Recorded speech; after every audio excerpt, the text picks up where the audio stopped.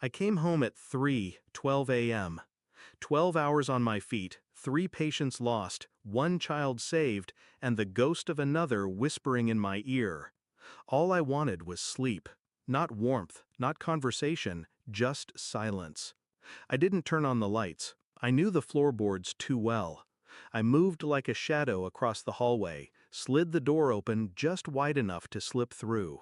She was already asleep, or pretending to be, her back to me. I slipped beneath the sheets. Her scent was off, sweeter, chemical, like someone trying to mimic her.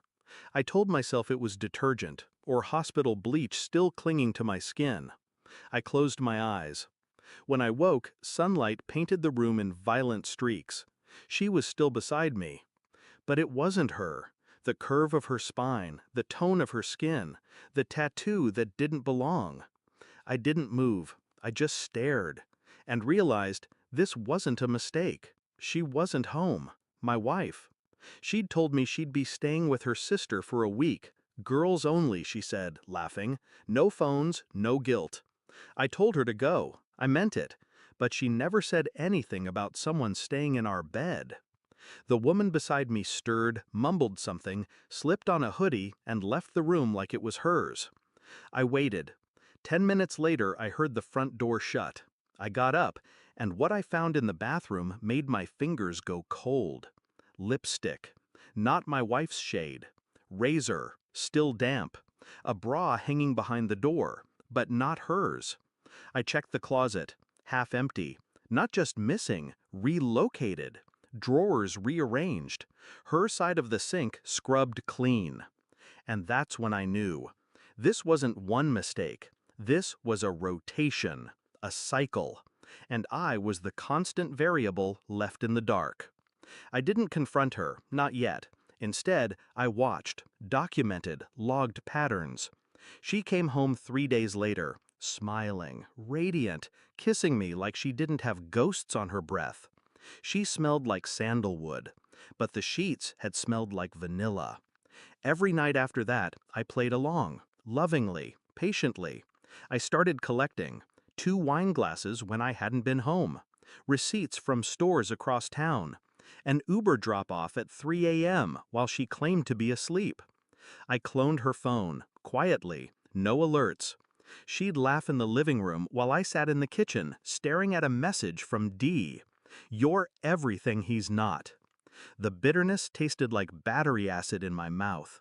I screenshotted everything, saved it to a drive, printed copies.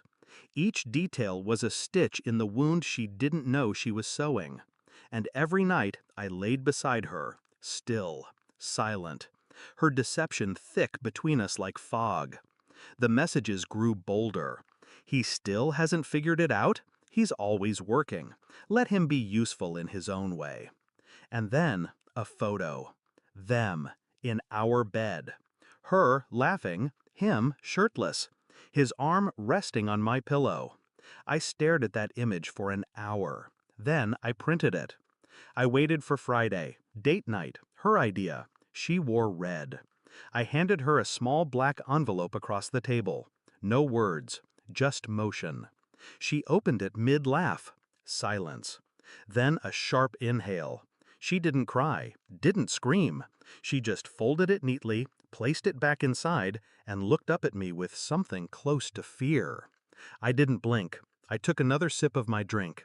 Checkmate, I said quietly. The next morning, I was gone. I left early, not for work, just away. She called 7 times, then stopped.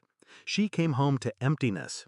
The bank account was split, the documents signed, the lease terminated. I had moved everything that mattered 3 nights ago. She didn't know, because she didn't care to look. But she'd care now. Because every secret she tried to bury beneath soft sheets and smirks, I'd mailed copies to her parents, to Dee, to her sister. Attached with a note, she lies better than she loves. No screaming, no slamming doors. Just the sound of a life unraveling from the inside. The way she did to mine. I sleep in silence now. No whispers, no perfume that doesn't belong. No strangers with familiar hands. The bed feels wider, the air cleaner. She still calls, leaves voicemails soaked in regret. I don't listen. What could she possibly say?